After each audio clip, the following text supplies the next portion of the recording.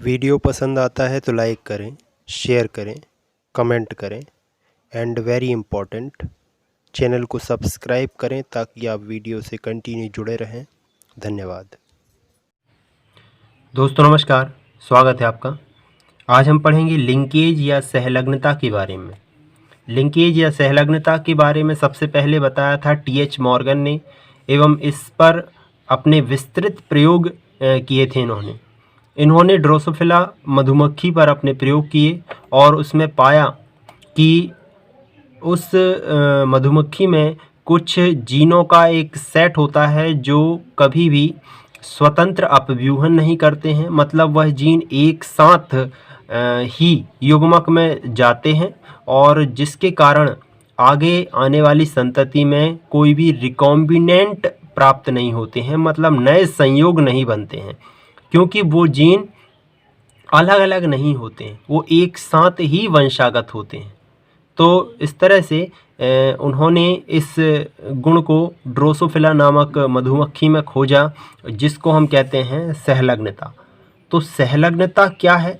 सहलग्नता को हम इस तरह से परिभाषित कर सकते हैं टी.एच. मॉर्गन के अनुसार कि एक ही गुणसूत्र पर उपस्थित जीनों में ये प्रवृत्ति होती है कि वो मौलिक संलयन में रहें और एक साथ ही युग्मक में प्रवेश करें, साथ युग्मक में प्रवेश करें। मतलब बेसिकली उनमें एक तरह की एक क्वालिटी होती है कि वह जीन, जो जीनों का एक सेट है, वो कभी भी एक दूसरे से पृथक नहीं होता है। उसमें जीन विनिमय की प्रक्रिया के दौरान जीनों का विनिमय नहीं होता है, और होता भी है तो वह एक साथ ही एक्सचेंज होते हैं, दूसरे उनके समजात जीनों के साथ एक साथ एक्सचेंज होते हैं, अलग अलग एक्सचेंज नहीं होते हैं। जैसा कि हमने मेंडल के जो एक संकर क्रॉस, द्विसंकर क्रॉस और त्रिसंकर क्रॉस में पढ़ा है कि जब हम एक से अधिक लक्षणों की वंशागति का अध्ययन करते हैं मटर के पौधे में, तो हमें F1 F2 पीढ़ी में जनक के लक्षणों के अलावा बहुत सारे नए संयोग भी देखने को मिलते हैं, नए रिकॉम्बिनेशन देखने को मिलते हैं और नई प्रजातियां देखने को मिलती हैं मटर की। लेकिन ऐसा सहलग्नता के विषय में ऐसा नहीं है। सहलग्नता में क्या होता है कि जो जीन है, जीनों का जो सेट है, वो एक साथ ही वंशागत होता है। उसमें जीन अलग अलग स्वतंत्र रूप से अपव्यूहन, स्वतंत्र रूप से एक्सचेंज नहीं हो सकते हैं। तो इस गुण को हम कहते हैं सहलग्नता। सहलग्नता को अच्छे से समझना है तो सबसे पहले हमको समझना पड़ेगा जीन विनिमय या क्रॉसिंग ओवर की घटना, जो कि आप जब मियोसिस को पढ़ेंगे, अर्धसूत्री विभाजन, तब आपको अच्छे से ये समझ में आएगा। लेकिन फिर भी हम इसको समझने की कोशिश करते हैं कि जीन विनिमय में क्या होता है। तो जीन विनिमय में एक जो जर्मिनेटिव सेल है, एक जनन कोशिका होती है, वह अपने आप को विभाजित करती है और विभाजन के दौरान वह क्या करती है कि उसमें जो समजात गुणसूत्र होते हैं, मातृ और पितृ गुणसूत्र, सबसे पहले यह मातृ और पितृ गुणसूत्र अपने आप को डबल करते हैं, उनकी कॉपीज़ बनती हैं। मतलब मातृ गुणसूत्र की एक कॉपीज़ बनती है और पितृ गुणसूत्र की एक कॉपीज़ बनती है, ठीक है। तो इस तरह से जितने भी गुणसूत्र के सेट हैं, जितने भी गुणसूत्री जोड़े हैं, उन सभी गुणसूत्री जोड़ों में उनके समजात गुणसूत्र अपने आप को डबल करते हैं, अपनी एक कॉपी बनाते हैं। और उसके बाद यह जो गुणसूत्र हैं, जो कि समजात गुणसूत्र हैं और जिसमें मातृ और पितृ गुणसूत्र हैं, ये आपस में एक तरह से एक संरचना बनाते हैं ओवरलैप करने से पहले, जिसको हम कहते हैं टेट्राड। टेट्राड एक संरचना होती है जिसमें ये जो समजात गुणसूत्र हैं, मातृ और पितृ गुणसूत्र, ये आपस में एक तरह से जीनों का विनिमय करने के लिए एक संरचना बनाते हैं, जिसको हम कहते हैं टेट्राड।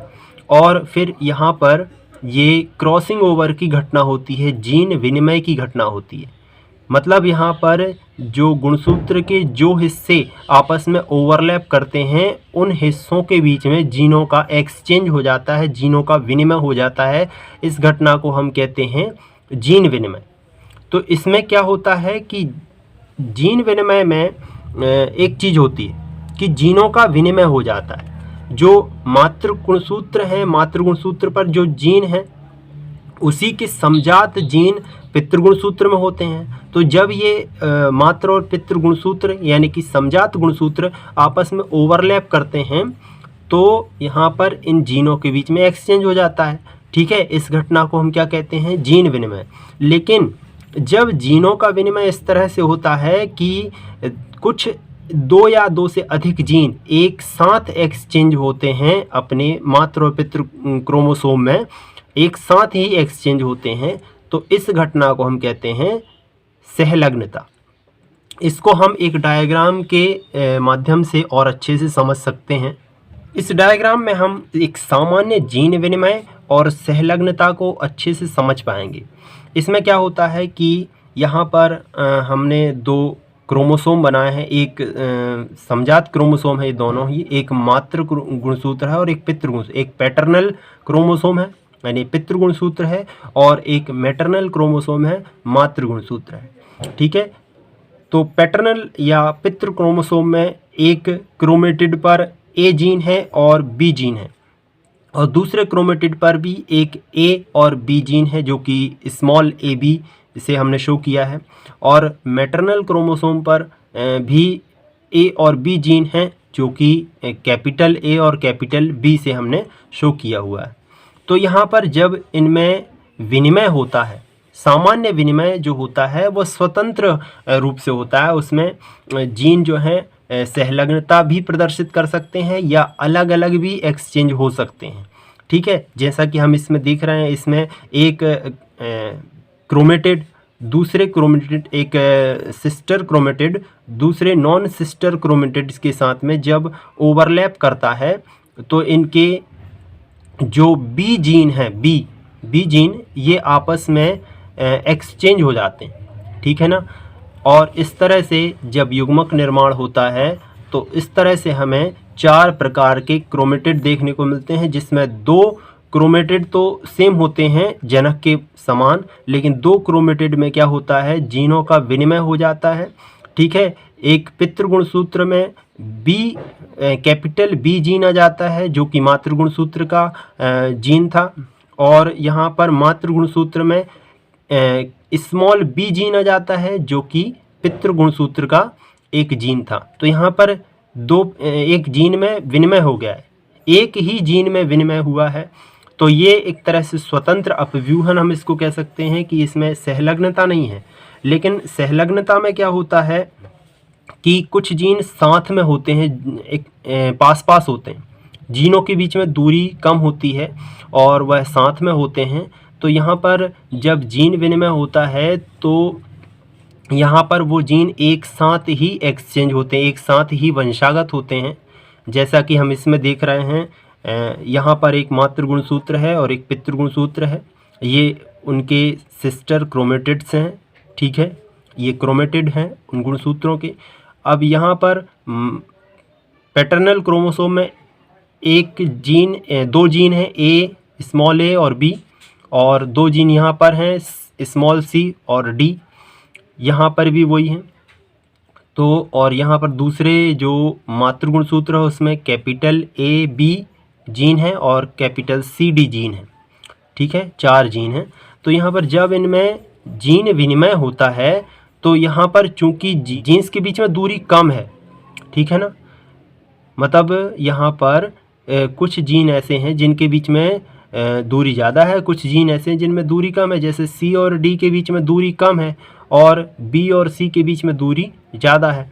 तो यहाँ पर ये जो सी डी स्मॉल सी और स्मॉल डी जीन और यहाँ पर capital C capital D gene आपस में एक्सचेंज हो जाते हैं।